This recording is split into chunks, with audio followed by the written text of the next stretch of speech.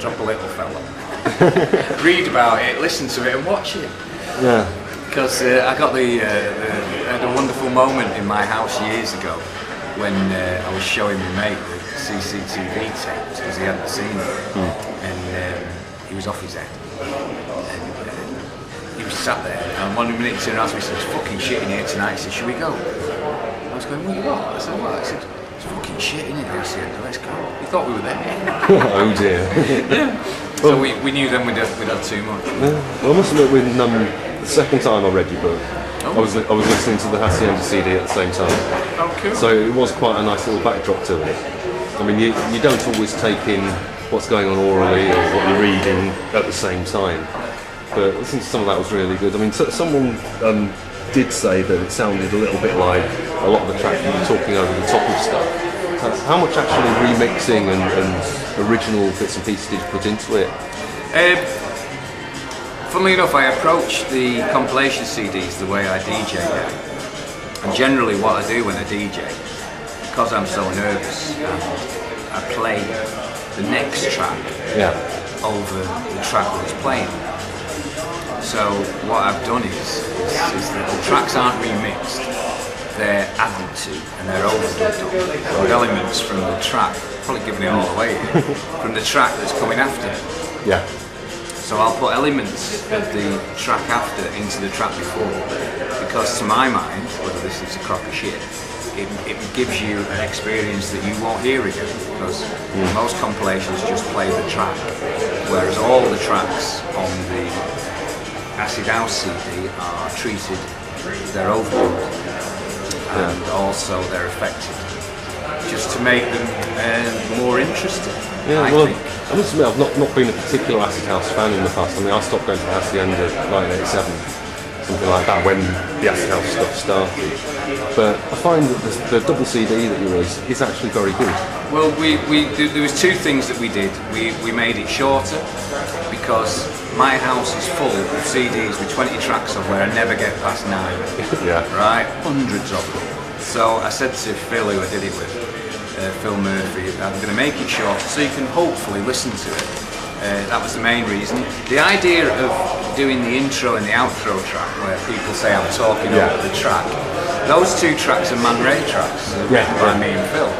And the idea of the vocal, I take it obviously didn't work for them, was to set an atmosphere and tell a story, and to make it different from other compilation CDs, because my opinion of other compilation CDs is that people don't put a lot of work and effort into them. Well, I found that your intro track actually worked better than most. Okay. Well, Phil and I are doing a Man Ray LP. Any idea when that's going to come out? Well, my God. I've got the Freebass ready and I'm not putting that out because I don't know what to fucking do with it. Yeah. So God knows when we get the Man Ray stuff, I don't know what I'll be doing with it. I was thinking of maybe putting it up for a one-off payment and you can have it. Right. You pay the money for Freebass and you can have it. So, quite weird that one, isn't it? Yeah.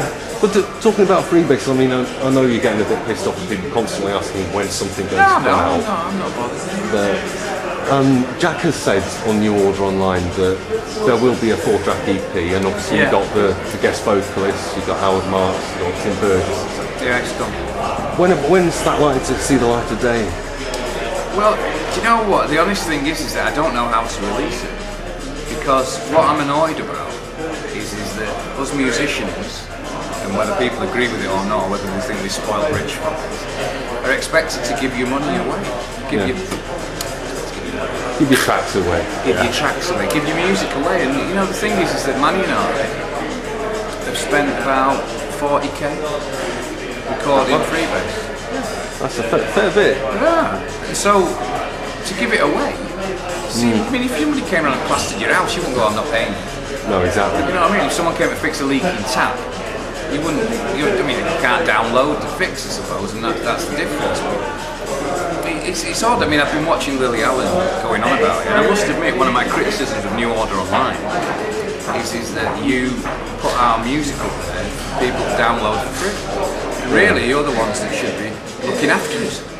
Yeah, well, I can see what you mean, but I don't think Stalingrad was put up there for people to download. Oh, I didn't realise that. Bernard Sink or Swim was up there for people to download.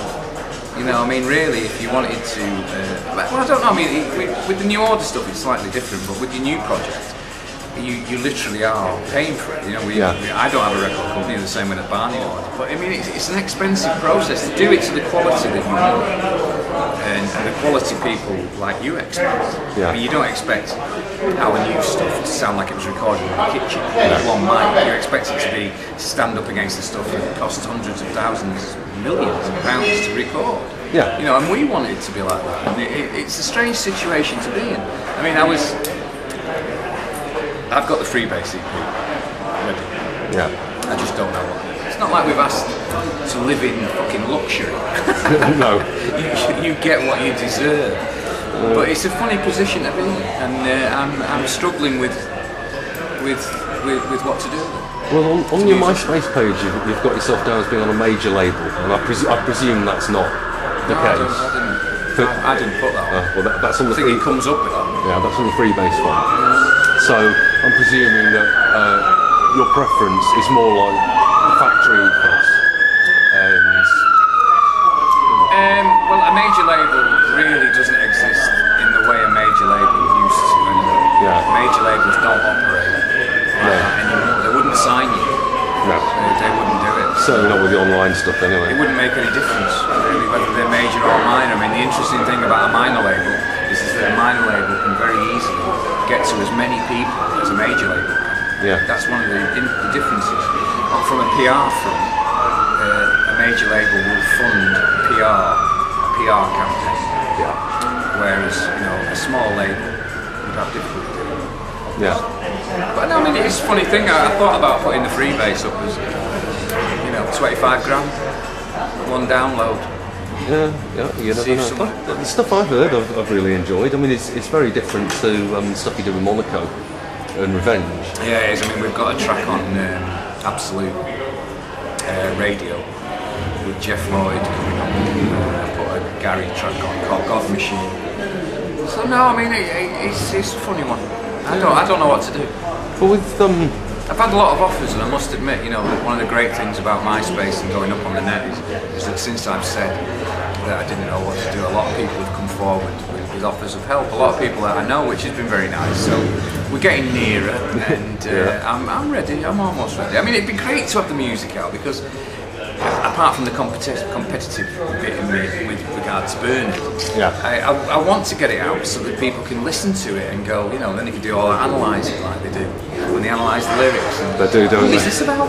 What's it and all that, and slag you off or whatever. So I mean, I'm quite looking forward to that, but I do have to safeguard. Yeah. And if we're going to play, you've got to pay people.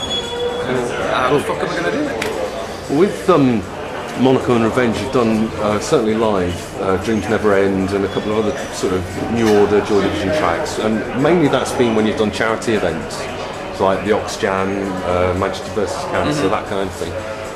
With Freebass, when you're playing live, are you going to avoid doing any Joy Division New Order stuff? Is that a bit of a cop-out to No, play your back what I catalogue? wanted to do with Freebass was do a load of Stone Roses and Smith stuff. Oh, nice one. And a bit of Joy Division and thing. I mean, I think Manny and Rocky and I are realists. We DJ all the time, and people ask you for your tracks all the time. Yeah. So I don't think anybody would be a fool enough to think that you shouldn't do it. I mean, the only one who's in a strange position is Gary. So I said to him, well, fuck it, we'll throw a couple of Avon in. Yeah, So do you we'll think, do some of most and do them all together. do you think Gary's in a bit of an awkward position? Because I mean, he's with basically some very famous bass players, and he's even less well known than old Leadfoot Paul Keir on the drums. Yeah, well, I don't know. I mean, but it's something. I mean, the thing that I admire about Gary is his work ethic and his talent, and